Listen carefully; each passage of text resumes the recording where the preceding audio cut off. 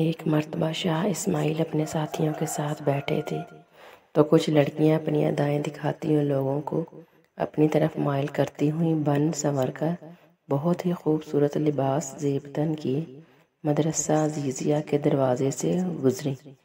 حضرت کی نظر ان پر پڑی تو آپ نے ساتھیوں سے پوچھا، یہ کون سی عورتیں ہیں جو اتنا بن سنور کر اور لوگوں کو اپنی طرف مائل کر کے جا رہی ہیں؟ تو لوگوں نے کہا، حضرت یہ طوائفیں ہیں جو کہیں جا رہی ہیں۔ تو حضرت صاحب نے کہا، اچھا یہ تو معلوم ہو گیا کہ یہ طوائفیں ہیں، لیکن تم یہ بتاؤ کہ ان کا مذہب کون سا ہے؟ یہ کون سے مذہب سے تعلق رکھتی ہیں، یعنی عیسائی ہیں، یہودی ہیں یا مسلمان ہیں؟ تو ساتھیوں نے کہا کہ جناب یہ طوائفیں ہیں، ان کا کوئی دین نہیں، کوئی مذہب نہیں، بلکہ یہ دین کو بدنام کرنے والیاں ہیں اور اپنے آپ کو مسلمان کہتی ہیں۔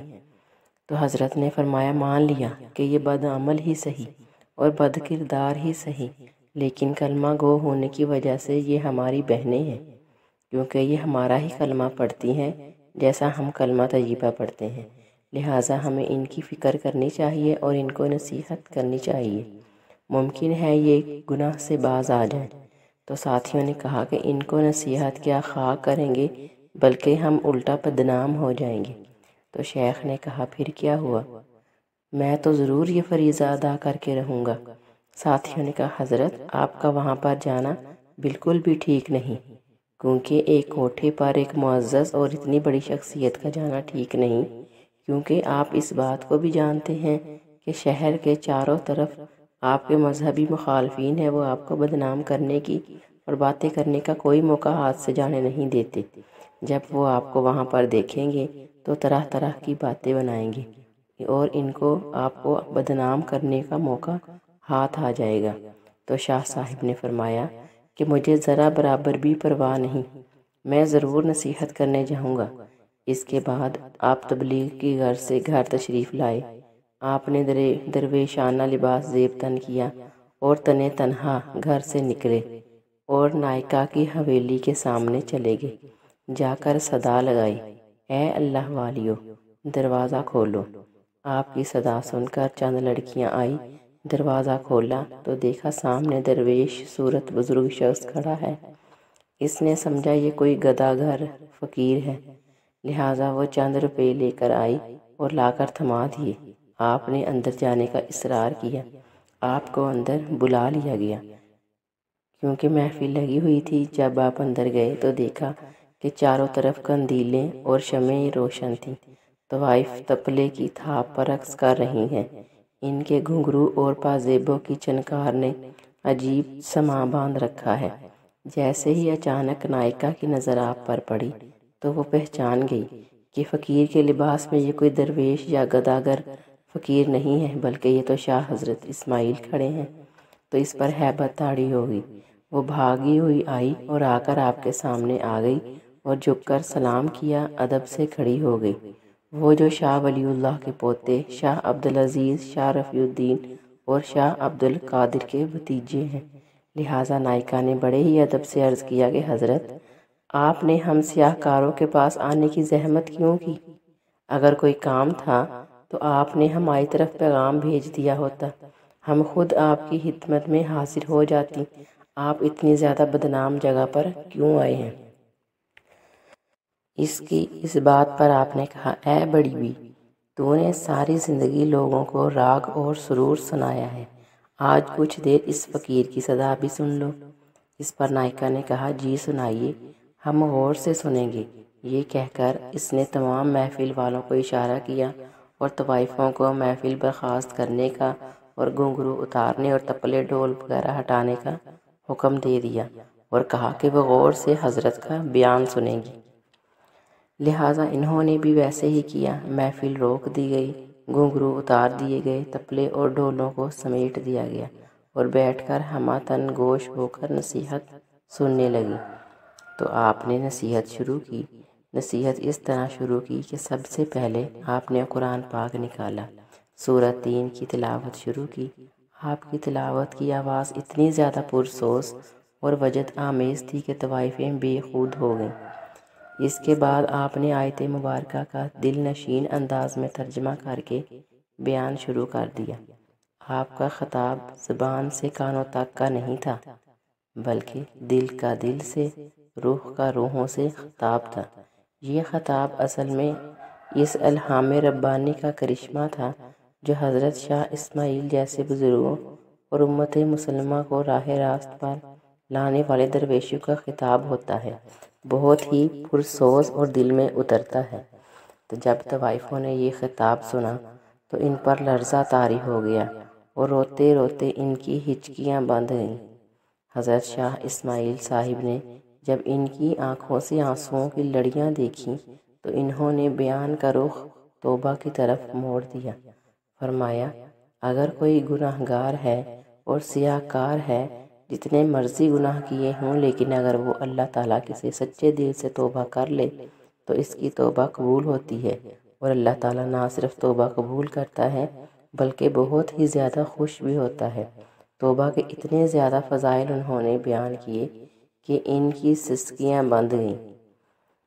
جب ارد گرد والوں نے دیکھا کہ طوائفوں کے ہاں گانا بجانا بند ہے، بہت ہی زیادہ خاموشی ہے، رونے کی آوازیں آ رہی ہیں، تو لوگ گھروں کی چھتوں پر چڑھ کر دیکھنے لگے اور لوگ بہت زیادہ ارد گرد جمع ہو گئے، آپ کا وعظ و نصیحت سننے لگے۔ تو شاہ صاحب نے ان طوائفوں کو وضو کرنے اور 2 رکعت نفل ادا کرنے کا حکم دیا۔ وہ سب اس حال میں اٹھیں کہ ان کے دل پاک اور صاف ہو چکے تھے۔ تو اب شاہ صاحب نے اس کے بعد ان کو نکاح کے فضائل بیان کرنے شروع کر دیے، اور اس خوش اسلوبی سے انہوں نے فضائل بیان کیے ازدواجی زندگی کے بارے میں کہ سب طوائفیں اپنی زندگی پر افسوس کرنے لگی کہ ہم ان گناہوں کی دلدل میں پھنسی ہوئی ہیں، ہم نے نکاح کیوں نہیں کیے۔ لہٰذا آپ کی نصیحت کا ان پر اتنا زیادہ اثر ہوا کہ ان میں سے جو جوان عورتیں تھیں انہوں نے نکاح کروا لیے، جو زیادہ عمر کی عورتیں تھیں انہوں نے گھر میں رہ کر محنت مزدوری کر کے گزارا کرنا شروع کر دیا۔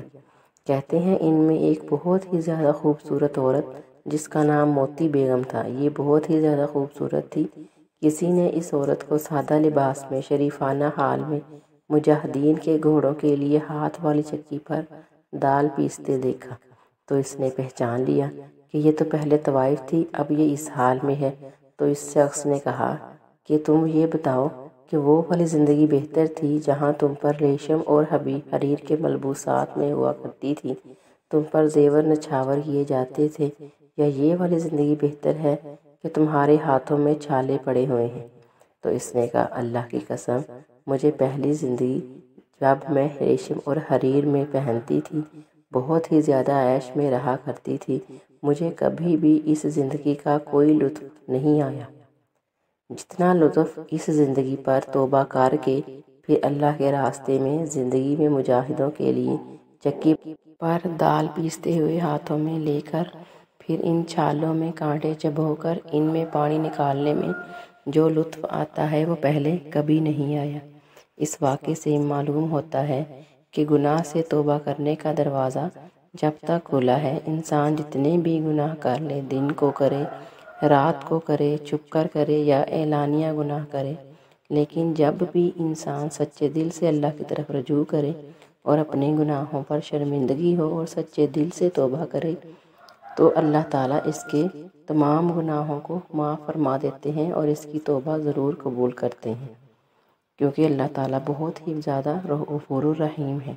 اور اللہ تعالیٰ گناہوں سے توبہ کرنے کے ساتھ ساتھ اللہ سے یہ دعا بھی مانگنی چاہیے کہ اللہ ہمارا خاتمہ ایمان پر کرے۔ ساتھ ساتھ انسانوں کو یہ چاہیے کہ وہ گناہوں سے توبہ کرتے رہیں اور گناہ چھوڑ بھی دیں، یہ نہیں کہ گناہوں سے توبہ کرتے رہیں اور گناہ کرتے رہیں، کیونکہ ایک حدیث میں آتا ہے جس کا مفہوم ہے کہ تم لوگ گناہوں سے توبہ کرو اس سے پہلے کہ سورج مغرب سے طلوع ہو۔ جس دن سورج مغرب سے طلوع ہوگا اس دن توبہ کا دروازہ بند ہو جائے گا، کسی بھی انسان کی کوئی توبہ قبول نہیں ہوگی۔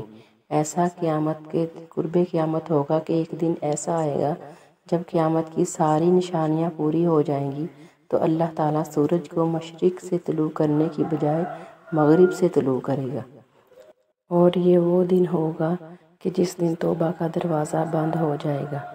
اور توبہ کسی بھی کی بھی قبول نہیں ہوگی۔ آج کل حالات ہی ایسے آئے ہوئے ہیں کہ ہر کوئی انسان پریشان ہے۔ قیامت کی ساری نشانیاں تقریباً پوری ہو چکی ہیں۔ کچھ نشانیاں ایسی ہیں جو قیامت کے دور کی تھیں، وہ بھی پوری ہو گئی ہیں۔ کچھ نشانیاں قیامت کے درمیانی دور کی تھیں، وہ بھی پوری ہو چکی ہیں۔ لیکن کچھ نشانیاں ایسی تھیں جو بالکل قریب کی ہیں۔ قریب قیامت کی نشانیاں بھی تقریباً پوری ہو ہی چکی ہیں۔ لہٰذا انسانوں کو چاہیے کہ وہ جلد از جلد سچے دل سے توبہ کریں اور اللہ کی طرف رجوع کریں، گناہ چھوڑ دیں، تاکہ اللہ تعالیٰ آسانیاں پیدا کرے۔